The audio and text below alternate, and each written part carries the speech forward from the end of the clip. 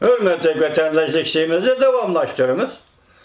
Bugün Sağ 2019 yıl 11. ayının 15. günü haftaya Cüme. Endiki mavzumun da vatandaş. Tez haber. Amerika Koşmuş Ştatları Devlet Meclisi Kenaş Palatası Şangan Kişilik Hukuk ve Demokratiya Kanun layihesini tez arada makullaydı. Mavzulu haber 11. ayının 15. günü Cumhurbaşkanı Nazar Torbeti ilan kılın. Haber mındak başladı. Kenaş Palatası köp sallıkla azası Metin Makkan'ın haftanın 3. günü Kenaş Palatası Taşkın Münasebetler Komitesi'nin reisi Jim Rich ve senatör Marco Rubio ola haftanın 4. günü məsləhətləşiş arkalı bir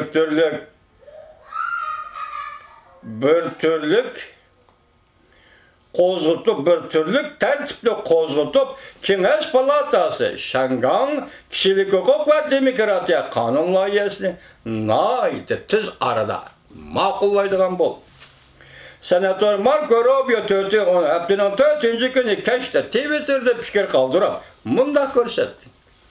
Bugün biz Kenaş Palatası da Şangan Kişilik Hukuk ve Demokratiya Kanun layihesini tez makullaş tertiplerine kozgattık. Eğer Kenaş Palatası da karşılık bulmasa, bu kanun layihesi tez bolgandakileri de makullıktan ötüdü. Özgertilgenden keyinki iki partiyanın kanun layihesi, yani Demokratlar, Cumhuriyetçiler Partisi'nin kanuni birlikte ortaya koygan kanun layihesi değil. Kanun layihesi, Şangan Kişilik Hukuk ve Demokratiya Kanun layihesi bu yıl 9. ayda Kenaş Palatası Taşkın Münasebetler Komitesi'nin makullaşıdan ötken idi. Kenaş Palatası'nın 100 nefer azası arasında 37 nefer kişi iki partiye taalluk azalar Kenaş Palata azaları ortak ortaya koygan idi. Kanun layihesinin makullanışı perez kılınmakta. Devlet Meclisi Kenaş Palata Taşkın Münasebetler Komitesi 11. ayının 14. günü bayanat ilan kılıp mındak gösterdi. Bütün dünya Amerika'nın orundan dastur işini görmekçi buluvatıdır. Hem de Cumhurbaşkanı Partiyası Şangan halkıga işletken işlerin zorluk ve zombuluklarının hata işgelliğini hata dep eğitip bir işini görmekçi buluvatıdır. Bu komitenin reisi Jim Rich, senatör Jim Rich şundak dedi. Vədisiga əməl qılmayı ötüb ketken 20 yıl. Əndə vaqt taşdı. Vaqt yetdi. Cumhurbaşkanı Partiyası Şanganın özü baş quruşuğa, yani öz takdirini özü belgilişiga, ziyankeşlik, qılğanlıqıga məsul buluşu lazım. Amerika Şangan halkı bilen bir tarafta turdu. Biz devamlı Kenaş Palatası rehberlik katlımı ve bizden iki partimizden azaları ve işdaşlarımız bilen birlikte bu kanun layihesinden tezlik bilen makullanışını ilgili sürümüz.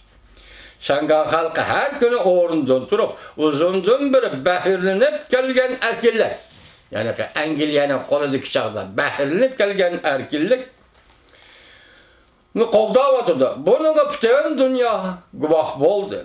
Künsayın radikallaşıvatkan Beijing hükümetiga ve Şangan hükümetinin kılmışlarına bütün dünya guvah boldu. Şangan halkının çoğalları zoravallıktan zerbisi uçurdu. Şangan yaşları vaktsiz kurban boldu. Dep görsetti senatör Marco Rubio.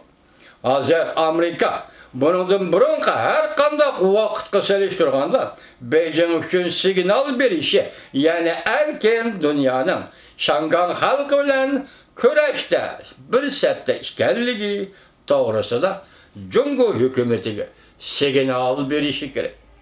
Senatör Marco Rubio Kenaş Palatası köp sallıklarının daisi Metin Makkan'ın Kenaş Palata asallıklarının daisi Chuck Schumer hem de Kengayish Palatası Tashqi Münasebetler Komitetining raisi Cemret qatorliq a'zolarning qo'llag'anligiga rahmat aytdi. Hamda senator Bob Menendezning, senator Gardnerning bu haqda mustahkam munosabat o'rnatganligiga rahmat aytdi. Senator Marco Rubio bu qonun loyihaning ma'qullanib e'lon qilinishini umid qilmoqda. 1992-yili imzolangan Amerika Shangang siyoset qonuni asosida Shangang kishilik huquq va demokratiya qonun loyihasi o'zgartish orqali Amerikada ikki partiya qo'llaydigan qonunga aylanib, her yili hiç bo'lmaganda bir qatim Shangang alaylı muamildan bahriman alaylı muamildan bahriman bo'ldim yo'q tekshirish olib bor. Ya'ni bu qonun loyiha talab qildi. Nemini? Bu to'g'rida Amerika Qo'shma Shtatlar davlat ishlar kotibi doklad qilib turishi kerak.